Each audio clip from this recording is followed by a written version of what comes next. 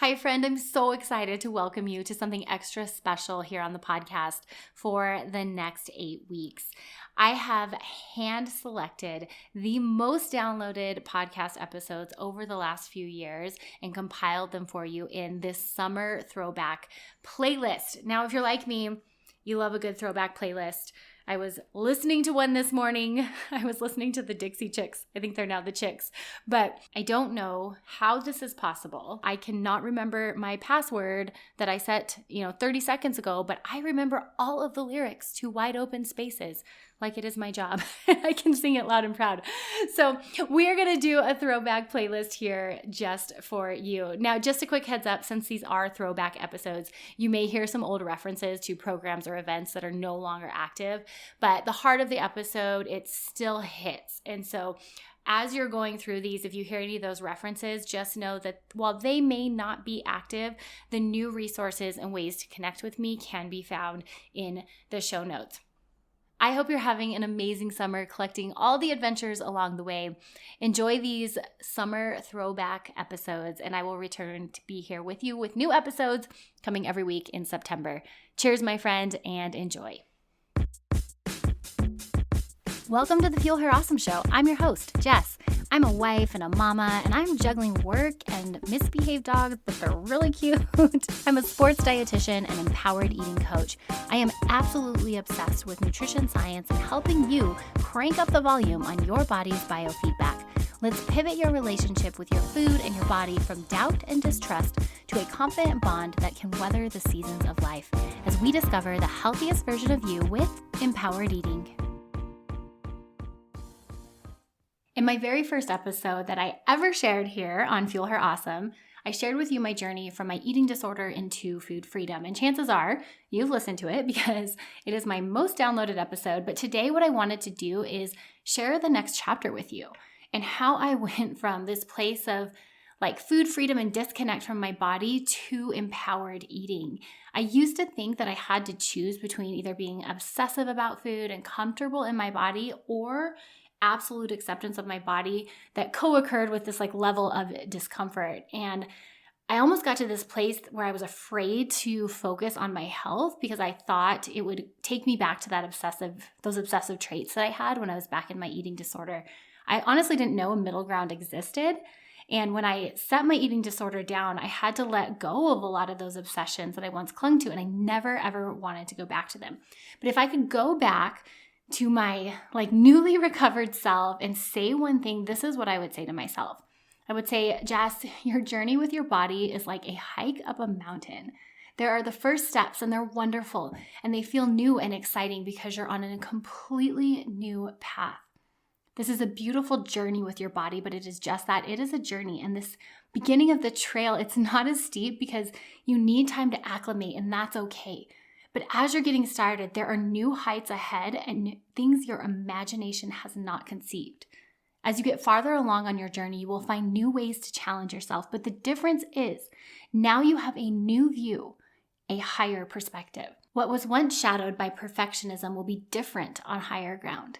The higher you go, the more opportunities you will have to rewrite your relationship with what was. Even oxygen is divergent from what was normal at the bottom.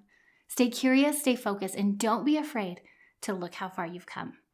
My sister, I'm doing exactly that for you, whether you are newly recovering from an eating disorder, maybe you're still in your journey, or maybe you never had a full-blown eating disorder, but you knew something wasn't right. You went through a season where you struggled with food and it just didn't feel good. So this idea of getting back into your health and focusing on yourself, it feels weird because we don't want to be obsessive. So what I want to talk about today are the steps that I took that catapulted me from this space of, food freedom and feeling flexible and free in my body. But how do I revisit some of my health goals? How did I get to empowered eating? I'm so excited to get into this content and share these steps with you. But I have to tell you, I have some updates for you. And I just have to tell you because I'm so excited. About 2 years ago, I launched Food Foundations. And after hundreds of you have moved through this course, I've collected feedback, I've gotten to know you, and I've really spent the last 6 months or so listening to what helps, what you need more of. And I've been hard at work, super hard at work behind the scenes. And I wanted to let you guys know I have transformed Food Foundations. It has now retired and been reborn. It has been reborn as my signature method, the empowered eating method. I am so excited to launch this and share this with you guys. It has truly taken all of the best parts of Food Foundations and added the piece that was missing. And these are truly the steps to come into the empowered eating way of life. Now, if you're like, Jess, I took Food Foundations and I'd like to do empowered eating. What does that mean for me? If you didn't see the emails, because we've sent several emails, but if you did not see them, you get to move over to the empowered eating method totally free. So if you're there, great. If you missed those emails, no problem. Just shoot me an email. My team will get you moved over ASAP. But the empowered eating method is a 12-week process walking you through biofeedback, body image reset, cognitive restructuring with values-based health and goal setting. And of course, we have fuel planning in there. This new platform, you guys, is 10x better than what I was using before. We have food logging capabilities. And if that word makes you cringe a little bit, don't worry. We are not logging macros or counting calories. We're actually logging food with prompts to check in with your hunger and your satiety cues. As you go through the course, some of that biofeedback is learning what hunger looks like in your life, in your body. And in order to get connected with it, guys, we have to write it down. Yeah, think of it like a budget. The first financial class I took, they had me write down what I was spending my money on. And in my head, I was not buying that much coffee. And then when I wrote it down, I absolutely was. So that's what we're doing with the food logging tool. But it is absolutely awesome because then when we work together one-on-one, we can actually look at these food logs together. We can look at the timing of your meals, where you swing. I use the hunger satiety spectrum. So where do you swing? What's a safe swing zone for you so that you can set yourself up to eat successfully every single time? There's so much we can glean from these logs. So I've tested it out with current clients and it has honestly opened so many doors. Beyond that, we now have a group chat available in the course. I have discounted one-on-one sessions with me. And so this is the other piece that I wanted to share with you guys. Here's what's happening. Right now, I see clients one-on-one, but because unfortunately, I guess fortunately, but my caseload is getting so full, on May 17th, my one-on-one coaching prices are going to increase. They're going to increase for everyone except empowered eating students. And the reason for that is I really wanted to prioritize my time for those of you who are in there doing the hard work, going through the steps. I'm going to keep my prices the same for you all. So if you've been on the fence about working with me, now's the time to do it because those prices are going to jump on May 17th unless you're inside the empowered eating method. So this transition is all happening mid-May, but so does, you ready for this? Drum roll, please. Ba-da-da-da. I have no musical talent. Where y'all were getting music lessons, my dad is a scientist and I was getting math and science lessons. So kind of shows in the work I do and when I try to bring you music from my mouth on this podcast, which I will spare you in the future. Okay, anyways, on May 18th, I am so pumped. We are going to be kicking off a 3-day summer reset challenge. So to stay in the loop and participate, be sure you have subscribed to this podcast. You can follow me on Instagram at JessBrownRD, and I'll be posting all the details, but we're going to go through 3 ways to set yourself up for success this summer, because I know it's a crazy time. People are traveling, kids are home, lots going on. It's hot. We are going to be talking about how to set yourself up from the beginning. What can we do to get you set up for success? Okay, let's dive into the content. How I went from this food freedom, kind of weird post-eating disorder world to empowered eating. And before I tell you the journey, I do want to tell you how empowered eating was born and where it actually came from, because this is important. So I had found myself almost living in this empowered eating world without really knowing it, but I couldn't put a name to it yet. And it didn't come to me until I think it was maybe 7 years ago, give or take. I was talking with one of my colleagues, Bryn Anthony. She's been on the show before. She is just a gem in this world. I should probably bring her on again because she just lights up any ear she is in, a room she walks into. Anyways, Bryn and I were talking. I had just started working with UFC and MMA fighters. And one of the things in that world as a sports dietitian is that they have to make weigh-ins. They have to get their weight and manipulate their food so that their weight is at a specific number on a specific day before going into a fight. And when I started working with this population, it was really weird for me because I had spent so long in the eating disorder world, helping people make peace with their body and not manipulate their bodies, that this almost felt like counterproductive to what I had been working on. So I was talking with Brandon and I was like, how can these two worlds coexist? Like, how can I not feel like I'm living a double life here? Do they have an overlap? And we came up with the empowered eating model. And that is where we go beyond the body's biofeedback and nutrition science, and we start to intertwine your values. So in the case of someone recovering from an eating disorder, her values at that point in time might be like reconnecting with family, getting out of hustle culture, slowing down, connecting. And those values are going to show up and be filtered through nutrition science and biofeedback differently than someone who is training for a UFC fight. Her values might be supporting her family, accomplishing a goal for herself that she has worked her entire life to reach. That's going to influence how we read biofeedback and her nutrition science that we pull in for biohacking the body. Now, totally different worlds, right? But what I love about the empowered eating method is that it means we can all coexist and we can all work on our own goals. There isn't one right or wrong way. Like this whole how we eat and how we treat our body, it is not a one size fits all method, but the empowered eating layout allows us to take these tools and apply them to our own life so that we can get clear on what our goals are and actually work towards them, right? And actually reach them because we're so clear on what we're after. So that's how empowered eating was born. It was really in the midst of this conflict between these, like the sports nutrition and eating disorder world that I felt.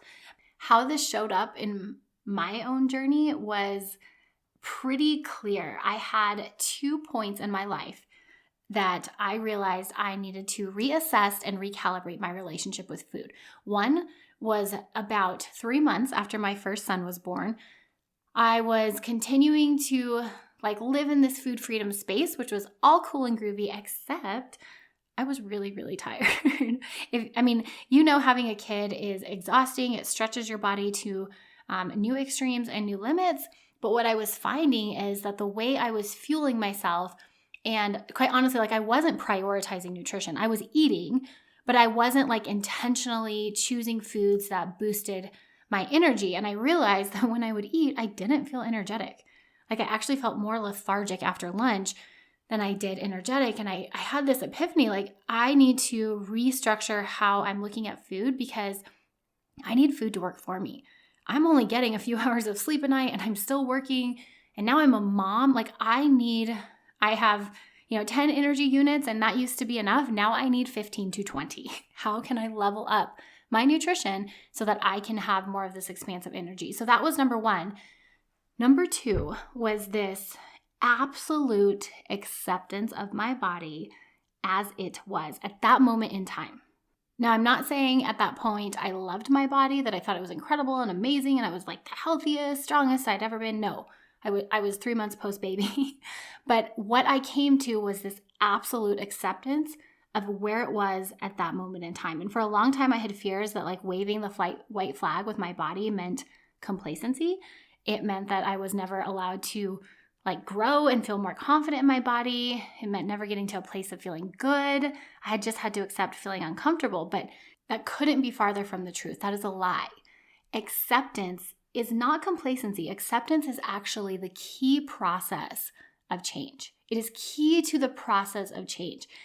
Acceptance can be conceptualized as a meditating behavior that transforms this activation or this stressful internal dialogue that we feel. It can transform that with the goal of reducing escape and avoidance behaviors and instead increasing approach behavior. So I'm going to say this again. Acceptance is a key process of change. If we can take this as true, it allows us to see that accepting our body as it is today can actually be what catapults us. It's a meditating behavior that transforms that negative internal dialogue with the goal of reducing those avoiding behaviors that we often engage in and instead increasing our approach to change. Acceptance is the key to the process of change. This notion comes from one of my favorite cognitive restructuring models. It's called acceptance and commitment therapy training, so ACT. ACT is a newer treatment modality. It's very similar to cognitive behavioral therapy, but it has some additional and, in my opinion, much more effective twists to their tools. So the developers of ACT, they defined acceptance as this. I love this, so I'm going to read it to you guys. The voluntary adoption of an internally open, receptive, flexible, and non-judgmental posture with respect to moment-to-moment experience. I just got to read that again. It's so good. It's so good. The voluntary adoption of an intentionally open, receptive, flexible, non-judgmental posture with respect to moment experience. So in other words, it allows us to be in the moment without judgment, with this posture of flexibility, openness. Guys, accepting our body allows us to be receptive to feedback, be receptive to hear biofeedback, what our body says about food, and most of all, change. We apply this to our own view of body and health, and this means that we can come into this posture of curiosity and hear what our body has to say without judgment.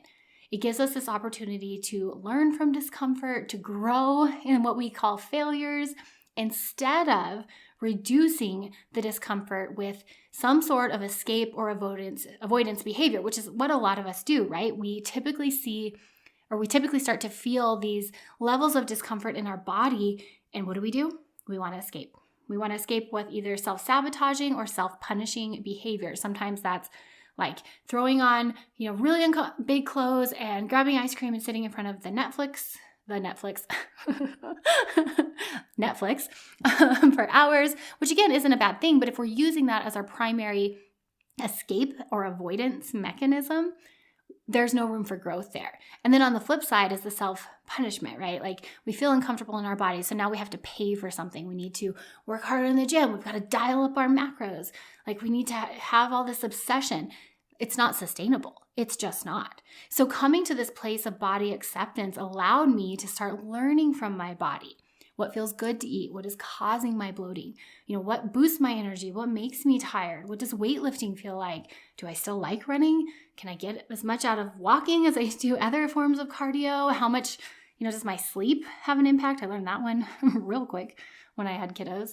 What can I learn from my hormone cycle? That was a big one post-baby for me. It took me several years to rebalance my hormones. How does this impact my mood? Still learning from that one. There are so many questions for us to explore, but we can't explore them if we're sitting in a place of judgment. This is why coming to that place of body acceptance allows us to start diving into these questions. So before this point of acceptance, I used to think that if I started asking these questions, I would go back to kind of an old obsessive way, like calorie counting or like not being able to have a cookie and relax about it. But I didn't want to be like that again. So I had some resistance to it. But the thing was, I wasn't giving myself full credit for the growth that had occurred. I had forgotten that I was higher up on that metaphorical trail. The key difference was that when I started asking these questions from the place of body acceptance and not trying to change or manipulate my body, I was trying to better understand my body. Now I could work towards being a healthier version of me, and it was empowering. It felt good. Like there was so much to learn, and I suddenly had this excitement to keep going. This place of acceptance, it changes everything about your journey, and it allows you to turn doubt and fear into powerful actions. So you start seeing yourself check those goals off. Like it has felt so good to accomplish new levels of fitness, to explore nutrition in new ways that I've never done before, but it's because it's come from this place of curiosity instead of trying to manipulate my body. This is why we spend several weeks in the empowered eating method on the body image spectrum and understanding that you don't go from loving your body to or from hating your body to loving it. Rather, there's this whole spectrum that we interact with our body on. And when we come to the place of body acceptance, we can start to play in that spectrum. Like some days I do have bad body image days, especially right before my period. It's like I'll look in the mirror and I'm like, whose body is this? It just doesn't even feel like my own. But now that I understand that I'm not, my main goal every day is not to change my body. Now instead, I can explore where I'm at on the body image spectrum. It's like, okay, I'm having a rough body image day. I notice I'm like bullying my body, or maybe I'm just tolerating it, and I now have the tools to move higher on that body image spectrum so I can stick closer towards like the empowered eating care model. So we actually walk through all of that in the new empowered eating method. And I promised I wouldn't sing music for you. Sorry. I can't help myself. I'm just so excited. We walk through how to develop body image resiliency in the empowered eating method. Okay, so because I'm a research junkie, I have to share with you the research behind the power of acceptance. So I mentioned ACT, which is this model where acceptance comes from. And this is a newer model of cognitive restructuring, but as of June 2020, there have been 375 published randomized controlled trials on ACT and over 60 peer-reviewed systematic and meta-analysis of ACT outcomes in the literature. That's a lot of research to back up what we're looking at. The overall results of these studies and reviews suggest that ACT is more effective than control conditions and at least as effective as already established treatments such as cognitive behavioral therapy, which is what most of us have heard of or are familiar with. So out of these over 400 studies, one of the examples was a web-based ACT intervention for smoking cessation, and they compared that to a more active treatment like smokefree.gov.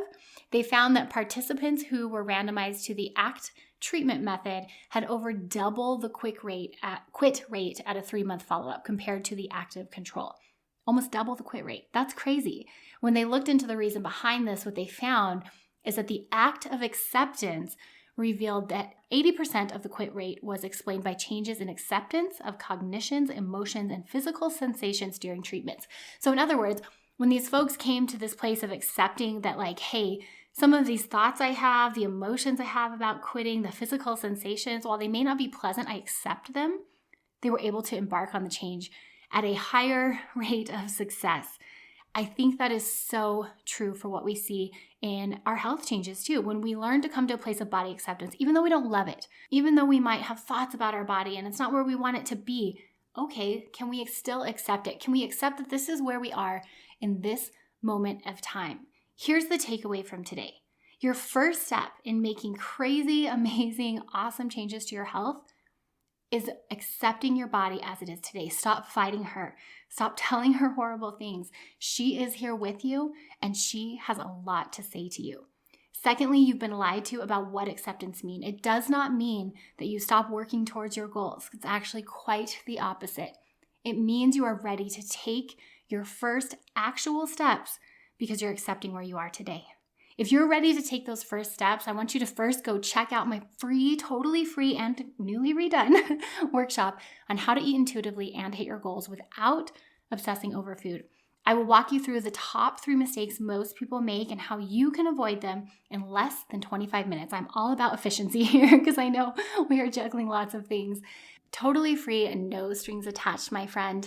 All right, make sure you are subscribed or following this show because we have the summer challenge coming up. 3 days. We're going to be walking through schedules, strength training, and nutrition, expansive energy hacks. I'm so excited to talk about each of them. They're going to be tactical. They're going to be things you can take away from the episodes and start implementing today to set you up for an awesome empowered eating summer. And most of all, don't forget we have giveaways coming. So you want to stay in the loop. I cannot wait, my friend, for this world of empowered eating to be opened up to you. It has been absolutely life-changing for me. It has allowed me to show up as the mom, the wife, the leader, the employee, the coach, like all of it. It has allowed me to show up with a higher level of energy than I ever thought existed.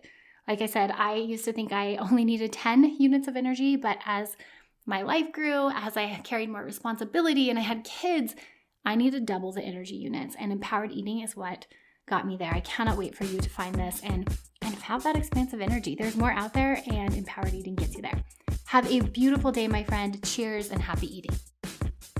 Gosh, I'm so glad you joined me today. If today encouraged you, would you take a minute and encourage me by leaving a review for the show? I read every single one of these reviews, and your words, they mean so much to me. This podcast is here to support you weekly, but it only scratches the surface. To learn more on how you can become an empowered eater, snag my free workshop, How to Eat Intuitively and Hit Your Goals Without Obsessing Over Food, at jessbrownrd.com. Don't forget to join me right here next Monday, where I cannot wait to fuel your awesome. Cheers, my sweet friend, and happy eating.